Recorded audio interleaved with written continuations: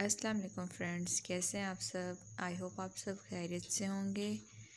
और इस वीडियो में ये बताया है आप लोगों को कि सेक्शन ऑफ पंजाब जो है, section 3 of Punjab domestic workers act 2019, वो ये कहता है कि आप किसी भी मुलाजमा जो 15 साल से कम लड़की हो उसे अपने घर पे एज आ वर्कर मुलाजमा नहीं रख सकते।